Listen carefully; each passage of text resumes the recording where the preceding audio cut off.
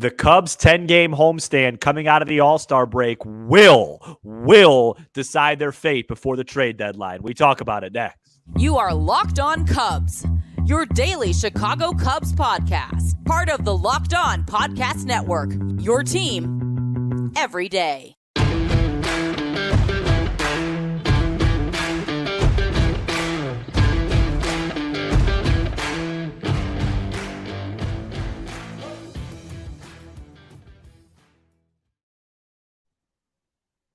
You are Locked On Cubs, part of the Locked On Podcast Network, your team every day.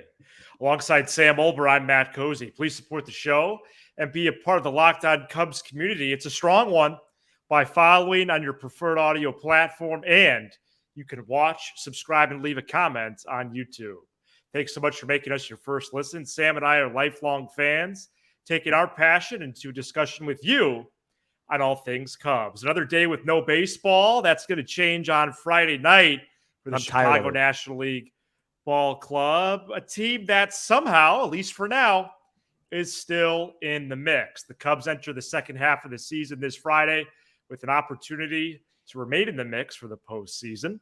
Selling is still a very real possibility. However, the next 10 games, all at home, will likely determine the fate of the roster moving forward. 3 with the Red Sox, 3 with the Nationals, and 4 with the Cardinals. Sam, you get baseball back on Friday. Hopefully you're surviving and looking forward to speaking about a crucial stretch upcoming for this team. Yeah, I said the other day I was happy about the break. I'm over that now. Really? Yeah, I'm over that now. You want baseball right now? Yeah. So let's talk about this homestand. The trade deadline, I think this year, isn't it technically the 1st of August? It's August 1st again because they don't want to have it on a Monday for gosh knows why. So it takes you basically into the trade deadline will be going on when the Cubs are either playing the most important series they've played all season at home against Cincinnati, trying to either get back in this race or firmly be in it, or it'll be meaningless because they sell. What's so interesting about that stretch, that series, it'll come after a major slew of games, and it starts with this first 10-game homestand. So what the Cubs are trying to do here is to get themselves, by the time the trade deadline comes, which again coincides with this home series against Cincinnati, which they'll be chasing at that time, you want to have that down to a manageable games back, so that when you play them, let's say the number, I think the debatable number would be 5. If you're 5 games back when Cincy comes to Wrigley at the trade deadline, what does Jed do? I think typically that would be probably and what I think they're going to do regardless is they might sell some guys on the margins. I don't think they're going to make any big buys and for the most part stand pat. But 5 games out isn't as big as it sounds when the team you're chasing comes to Wrigley for 4. You win 3 out of 4, that 5-game stretch, that 5-game deficit comes 3 games very quickly. So it's kind of interesting. I think to set themselves up to make a major run at this head-to-head against Cincy, to avoid trading a Stroman or a Bellinger, I think this first 10 games out of the break, at home against Beantown, at home against Washington, at home against St. Louis, those 4 games, if you want to put the 2 against the Sox, because it's still technically in Chicago, fine, those True. 12. 8-4 in those 12 or 7-3 in those 10, I think absolutely has to be the target. Now, of course, it's dependent on maybe you go 6-4 and the Reds and Brewers each go 4-6, so you gain 2. But I think I think 7-3 is the number. What do you think? Yeah, they because of the math that you're playing out, in real time, I think that proves my premise that I've had most of this week is that the Cubs no longer control their own destiny. They have to get help. And their opponents between now and the deadline, while they're on the lighter side, they have 0 games against the teams they're chasing. The only division team they play is the team that happens to be in last place this year. You did mention they play the Reds on July 31, which is literally the day before the deadline. I think it has to be 7 wins. 4 wins or less, you're done. 5 or 6, like you mentioned, you're kind of in this weird holding pattern. You're sniffing. Yeah. How did those other clubs do? 7 plus. Yeah. You remain in it. You need to get hot, of course, more than these 10 games, but this stretch is so crucial. And you do that and you earn buying a player or two. I don't think it would be more than 2. Maybe it's something with the Nationals for Candelario. Maybe it's a lefty reliever with somebody else. But I think it's got to be 7 plus in this next 10. Yep. And which is hard. The Red Sox are a good club. We're going to preview them for Friday's episode with Gabby from Locked On Red Sox. Enough of, they're a last place team. Yeah, well, that's their position in one of the best divisions in like baseball history. Right. Okay, they're a few games over 500. They've gotten hot recently. 3 good pitchers on the mound. They have players, yeah. And to win this 7 plus, Sam, I think it's easy to identify. Right. Happen Suzuki power increase. Yep. Swanson healthy. Horner increasing his hit tool. Bellinger remaining consistent. Maybe Amaya having a bigger role. Things like that. We know the core of the team, yes, I get it, is better than the record. But will they actually turn it around for a sustained period this time? I don't know. No. And it's not a gimme. Like they've been swept at home by the Reds. They've been swept at home by Philly. They lost 2 out of 3 to Cleveland. They had a very impressive 4-3 road trip to close out the break that I think kept them afloat. Yeah. And it'll be interesting. I really believe Friday and Saturday, set the tone. The vibes would not be good if you drop Friday night. I'm assuming you're going to have Stroman, Steele, and Hendricks on the mound that first weekend, which is the best you have to offer. They got the best there. They got to offer, and then you'll play the Nats with Smiley and Tyone, but that's a team that has no postseason aspirations. That took 3 out of 4. I mean, think about it. They've gotten so much worse. That Nats series is one of the reasons why you are where you are. Of course. So they need to come back and sweep them. They're projected right now, Sam, to lose 99 games. No, the Cubs need to sweep them. They're 1-3. They need to win the season series against the Nats. You don't go 7-3 this stretch without sweeping the Nats. Right. Yeah, that's a good way to put it. 2 out of 3 against Boston's going to be tough, but they could do it. And you're not going to 4-game sweep St. Louis at Wrigley. You're not. So, see if you can get 3 out of 4 and then sweep the Nats. And look, I don't think it's that big of an ask if they really are locked in. And I really wonder, because they do have an opportunity here. I actually got 2 texts today from people saying, whoa, just saw the Cubs schedule out of the break. They're actually in this. Yeah, somehow. Yeah. Which is, going back to I'm not going to say it. Just There's 7 games out of first. Yeah. How frustrating some of the defeats they had. Because even if they're like 4 out, they feel great. But anyway, they have an opportunity here to write their own. See, like one thing I'll push back on, and I respectfully, of course, and I'm more doing it towards your word choice, not your intention, is you say they don't control their own destiny, and I totally get where you're coming from. However,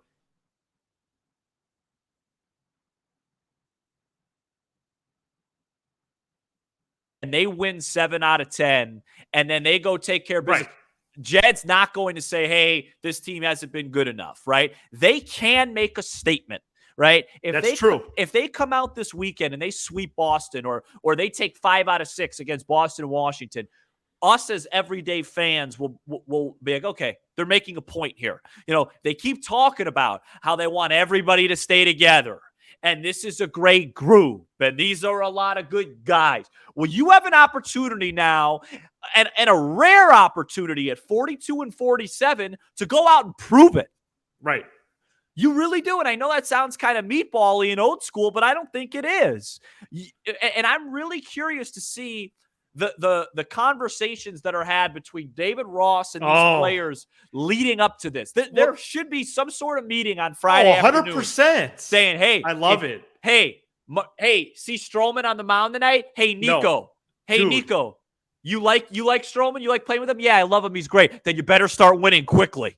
No, you're going to eat this up, Sam. Yeah. Here's what they need to do. And I'm not even trying to perform or be comical.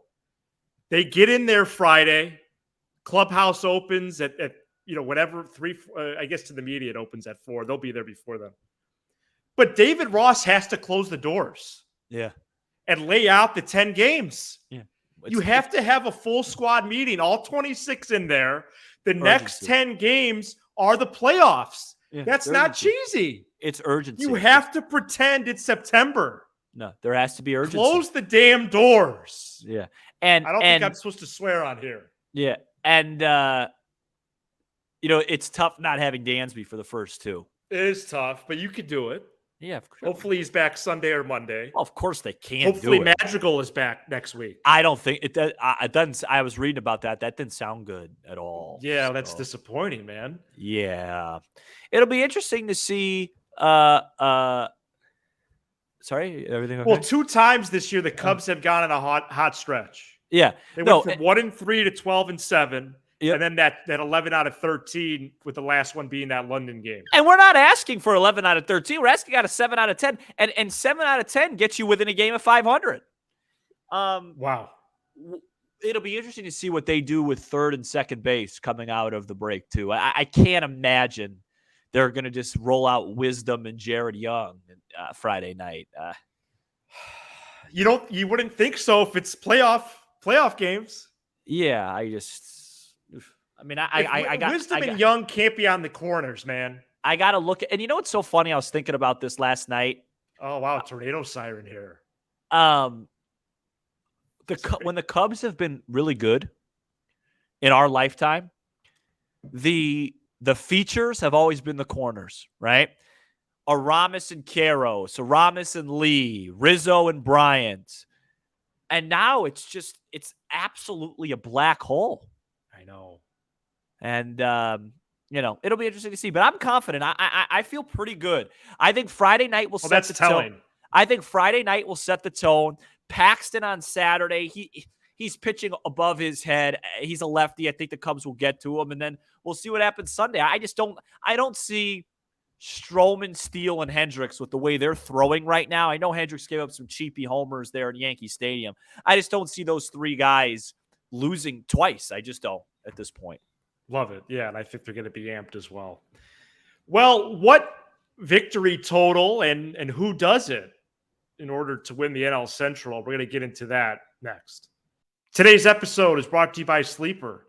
Sleeper is a fantasy sports and real money gaming app focused on bringing people together through sports and gaming. Sleeper has become the fastest organically growing fantasy platform in the world with over 5 million active users in 2022. At Sleeper, it's not just about sports, it's about building personal connections and lasting memories. Sleeper is now offering up to 100 times payout for up to 8 pick contests. Choose as many as 8 players that you like and pick more or less on your favorite baseball stats like home runs, strikeouts, hits, and more on a great one-page interface that you can use and easy to access. Use promo code Locked On and you'll get up to $100 match on your first deposit. Terms and conditions do apply. See Sleeper's terms of use for details. Currently operational in over 30 states. Check out Sleeper today.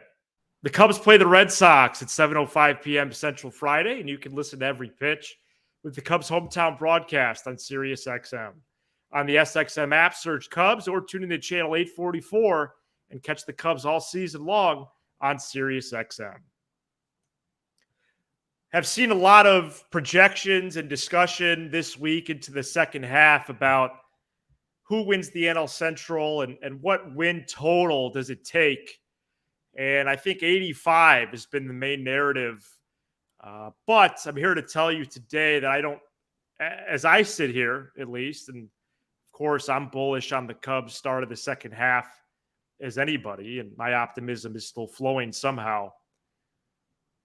But I just don't see 85 wins earning the NL Central crown right now. It might, but I think it's more likely 85 to 90 because of how the Reds have played over the last month. The Reds are on pace for 89 wins.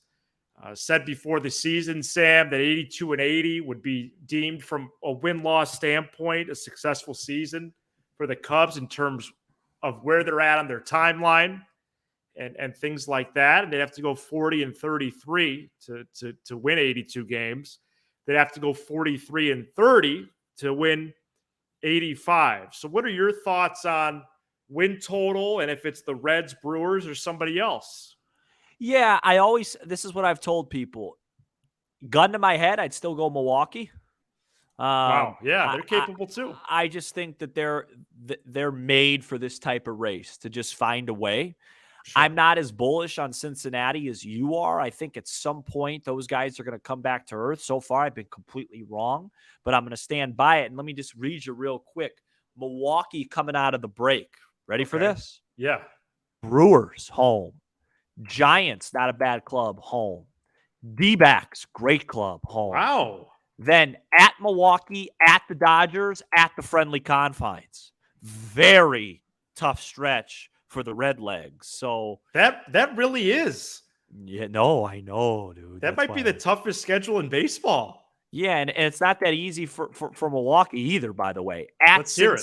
At Cincy, at Philadelphia, Braves, Reds, Braves. Oh, wow. So if there's some time for the Northsiders over on Clark and Addison, this is beautiful. To hop back in, now is the time. Dang. Okay. I buying what you're selling, player. Yeah. And I'm not, selling anything. And screw the Reds, man. No. So. Okay. Anyway, what a beautifully, overcast night. Oh, no. It's big thunder and lightning right here. Yeah. Well, no, we had a lot of things get canceled today. So, all right. So there's a storm coming. Hopefully it's the Cubs. No, well, maybe Suzuki and Happ can find the basket. I hope so. And that's not harsh. And Friday night, by the way, is the only second game ever, I believe, at Wrigley Field. Only second Friday night game in Wrigley Field history. Yeah, I think the other one was against the Marlins. Oh, against the Marlins. Okay. Yeah, Jack Peterson homered. Oh, it's only a couple of years ago.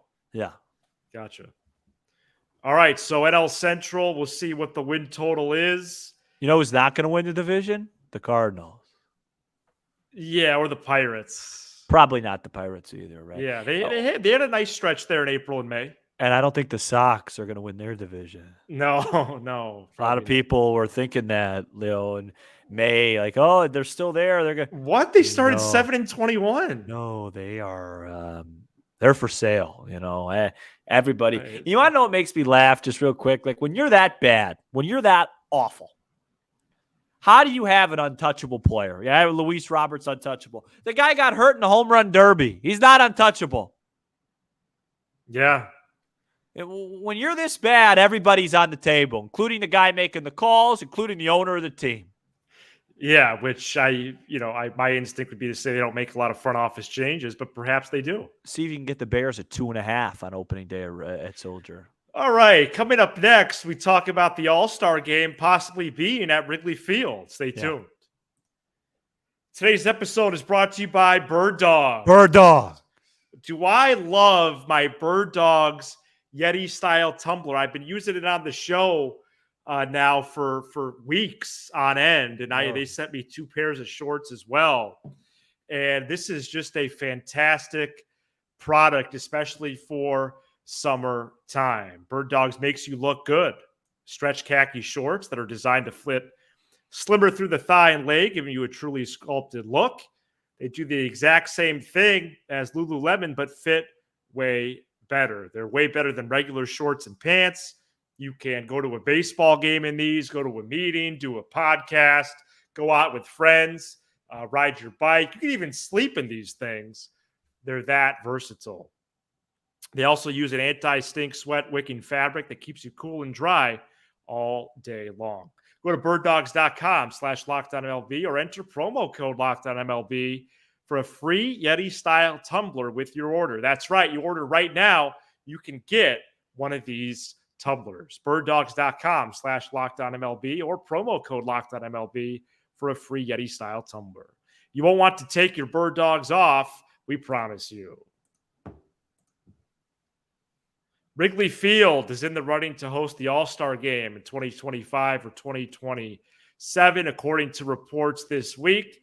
The 2024 game is in Arlington and 2026 in Philadelphia.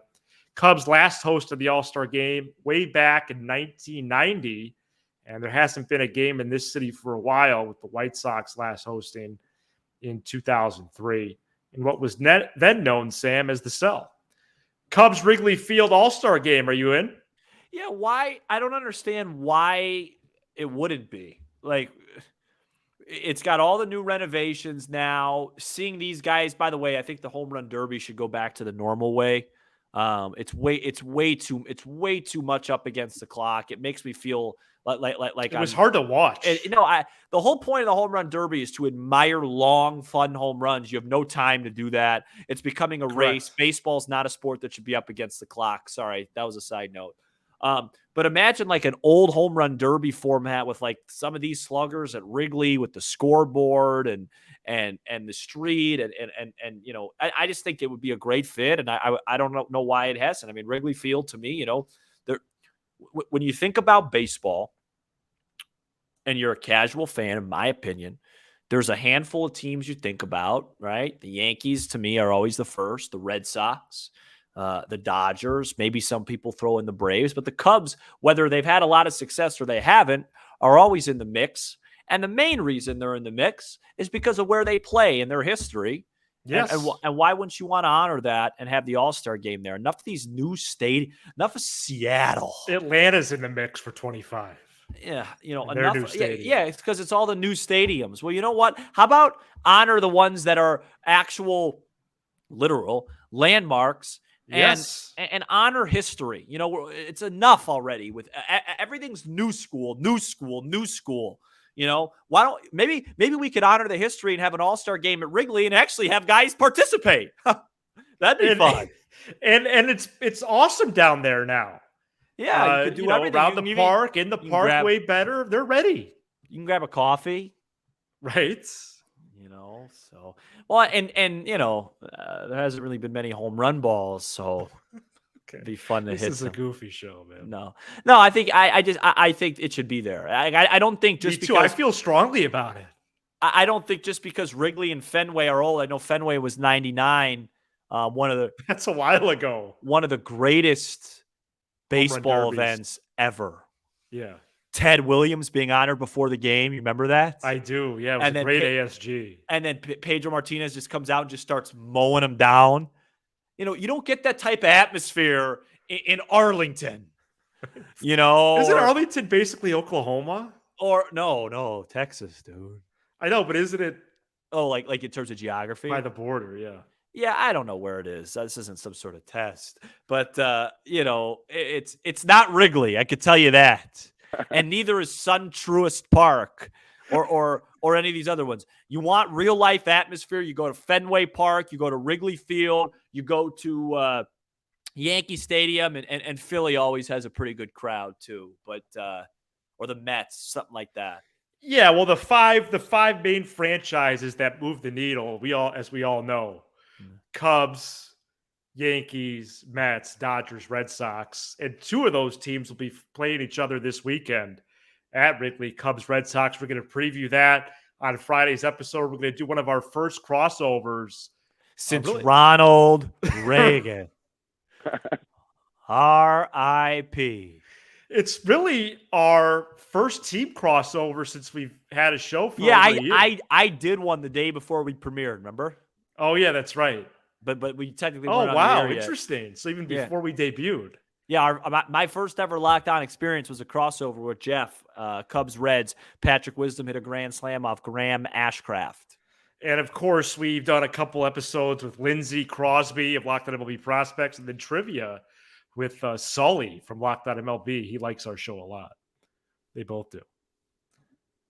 Shout out to the Everydayers who are with us all 5 episodes throughout the week, and you can become an Everydayer by checking us out each and every weekday. Sully beat me on my own show.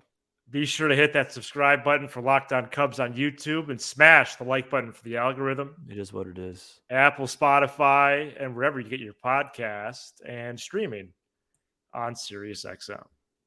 He's Sam Olber. I'm Matt Cozy. This is Locked On Cubs.